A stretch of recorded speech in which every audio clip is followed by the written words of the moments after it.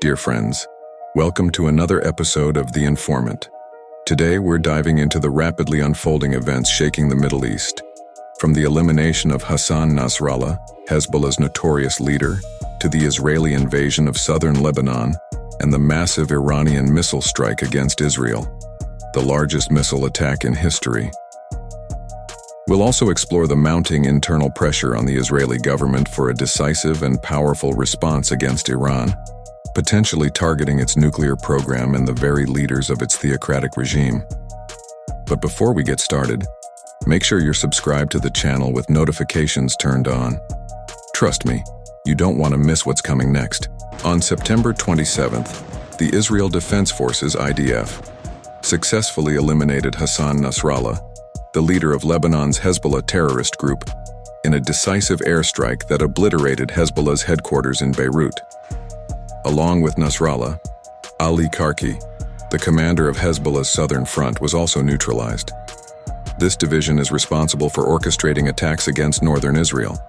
But who exactly was Hassan Nasrallah, and how did Israel manage to dismantle the leadership of one of the most heavily armed terrorist organizations in the world in just over a week?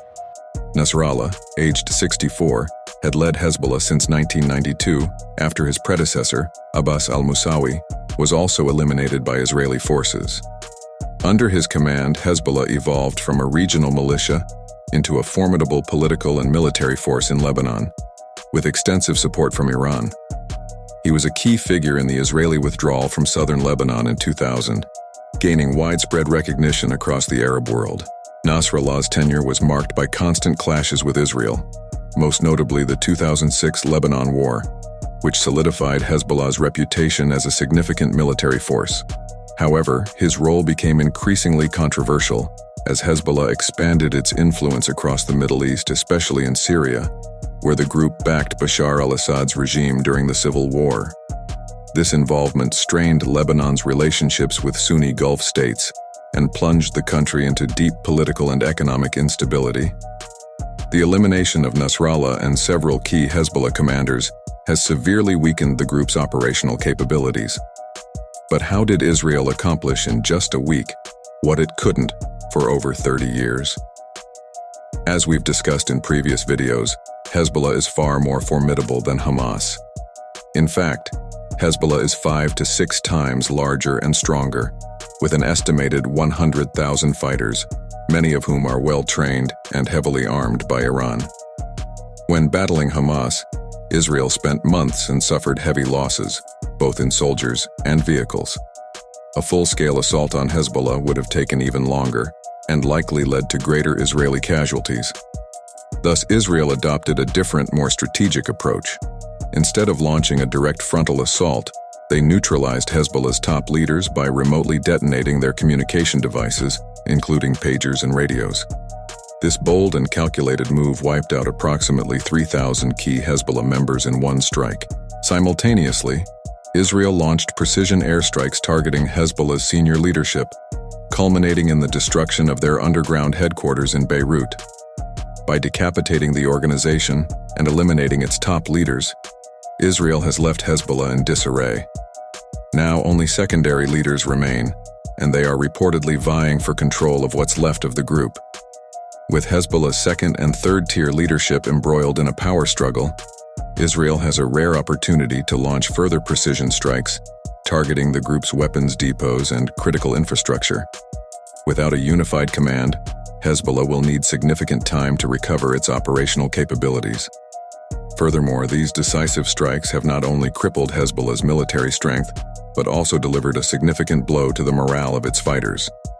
On Monday, September 30th, at approximately 7 p.m. local time, heavy Israeli artillery fire rained down on multiple positions in southern Lebanon. Meanwhile, Israeli airstrikes intensified in the north, near Beirut. Typically, ground operations follow such aerial and artillery bombardments, aiming to destroy as many enemy positions as possible along the advancing routes. And that's precisely what happened around 8 p.m. local time, when thousands of Israeli soldiers, along with hundreds of armored vehicles, crossed into Lebanon. The Israeli advance was met with the retreat of the Lebanese army and UN peacekeeping forces, UNIFIL, leaving a clear path for Israeli forces to engage Hezbollah positions along the border. It's crucial to note that Israel is not targeting the Lebanese government or army. Its focus remains solely on Hezbollah, the world's largest non-state military force, with over 100,000 fighters armed with artillery and missiles provided by Iran. In addition to material and financial support, Iran supplies Hezbollah with advanced military training, turning it into a formidable fighting force. Many of its members have gained extensive battlefield experience in Syria, fighting alongside the forces of dictator Bashar al-Assad. So why did Israel choose to invade Lebanon now? The ground invasion is the culmination of a series of strategic Israeli actions aimed at weakening and disorienting Hezbollah. These began with the remote detonation of Hezbollah's communication devices, which incapacitated 3,000 of its fighters. Additional Israeli precision strikes targeted Hezbollah's leadership, culminating in the elimination of Nasrallah and the destruction of Hezbollah's headquarters in Beirut. With thousands of fighters incapacitated, its leadership decimated, and remaining members wary of using their communication systems for fear of being tracked or intercepted, Hezbollah is in a state of chaos, unable to coordinate its vast fighting force. This disarray presents the perfect moment for Israel to push forward. While the full scope of Israel's invasion plans remains undisclosed, video footage and statements from Israeli forces suggest the operation is focused on southern Lebanon and involves a large contingent of approximately 2 divisions and a brigade, meaning around 50,000 to 60,000 Israeli soldiers are directly involved. The IDF has released footage of airborne assault units preparing to engage Hezbollah forces along the Israeli-Lebanese border. The objective of these airborne troops is twofold: to seal off Hezbollah's reinforcements from the rear and prevent their retreat, enabling a full encirclement and destruction of the enemy. By deploying these airborne forces, Israel signals its intention not only to repel Hezbollah, but to destroy as many of its units and battalions as possible. From what we can gather, Israeli forces are advancing in multiple columns to prevent Hezbollah from concentrating its defense in one location. However, the main area of focus remains south of the Litani River. According to UN Resolution 1701 passed in 2006, Hezbollah combatants are not permitted south of the river, and Israel's stated objective is to expel Hezbollah forces from that region. Thus, the initial aim of the ground invasion appears to be to advance to the Litani River, destroying as many Hezbollah units as possible, and forcing the rest to retreat beyond it. This is seen as the only way to ensure the safe return of over 70,000 Israeli civilians displaced by Hezbollah's attacks on northern Israel. However, on Tuesday, October 1st, Iran launched a staggering 181 ballistic missiles at Israel, an act described by the Iranian government as retaliation for what they claim were Israeli strikes against Iranian sovereignty. If the reported number holds, this would represent the largest and most intense ballistic missile strike in history, surpassing even the missile attacks carried out by Russia against Ukraine.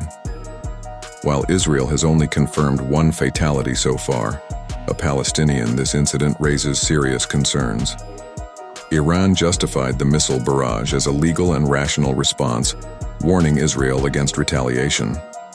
However, Daniel Agari, a spokesperson for the IDF, declared in an official statement that Israel will respond to Iran's missile attack on its own terms. Prime Minister Benjamin Netanyahu echoed this sentiment, stating that Iran made a grave mistake and that the Tehran regime would pay dearly for it. Even though the initial casualty count is low and no significant damage to Israeli infrastructure has been reported, the sheer scale of Iran's missile attack cannot be ignored. Had Israel's defenses been less advanced, or without powerful allies at its side, the outcome could have been catastrophic. As such, Israel feels fully justified in responding at a time and place of its choosing. Potential targets for an Israeli counterstrike include Iran's vital oil and gas infrastructure. With 98% of Iranian oil exports passing through the Karg Island terminal in the Persian Gulf, an attack on that facility could cripple Iran's economy, cutting off a substantial portion of its GDP. Other potential targets include Iran's nuclear research facilities, where Tehran is developing its nuclear weapons program. For Israel, a nuclear-armed Iran represents an existential threat. In addition to striking critical infrastructure, Israel may also target key figures within Iran's theocratic regime. Netanyahu has already made threats against several top Iranian officials, including Supreme Leader Ayatollah Khamenei. Israel has demonstrated a robust intelligence presence within Iran and has previously used this network to neutralize adversaries. Thus, it wouldn't be surprising if Israel now sets its sights on high-ranking Iranian commanders and political figures.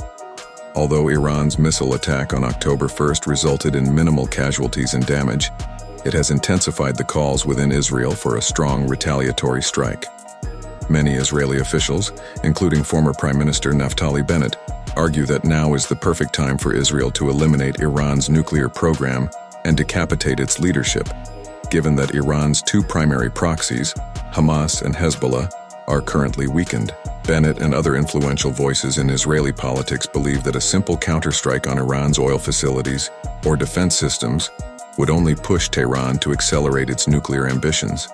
Instead, they advocate for a comprehensive assault that would not only dismantle Iran's nuclear capabilities but also pave the way for regime change. For Israel, the existence of a nuclear-armed Iran is an intolerable risk. In the wake of this unprecedented series of events, one thing is certain: the next few days will be critical. If you value independent journalism and want to support our work, consider buying us a coffee through the QR code on the screen. Your contribution is essential for us to continue bringing quality analysis and information. Stay tuned for more updates, and don't forget to subscribe to our channel for the latest analyses and insights on the world's most urgent geopolitical issues. مساء الجمعة في الضاحية الجنوبية، اجتماع سري لقادة حزب الله في مقرهم المحصن تحت الأرض. أعين إسرائيل في السماء تراقب الموقع، فقرار تل أبيب بالاغتيال اتخذ الاثنين الماضي، واليوم هو التنفيذ. المعلومات التي تصل إلى إسرائيل تفيد بأن من بين الحضور حسن نصر الله، ونصر الله كان في الموعد. الهدف رصد. دخل الرجل إلى المجمع المكون من 6 مبان، ولا تدري إسرائيل في أي تحصين سيجري الاجتماع، تحت الأرض أم فوقه. لكن المؤكد أنه موجود في هذه الرقعة برفقة قادة آخرين. 6 مساء بتوقيت بيروت تقريبا، زلزال يهز الضاحية الجنوبية. 80 قنبلة من نوع MK-84 أسقطت من السماء عبر طائرات F-15I، والمباني باتت وكأنها لم تكن، سويت بالأرض ولم تترك أثراً لأحياء داخلها.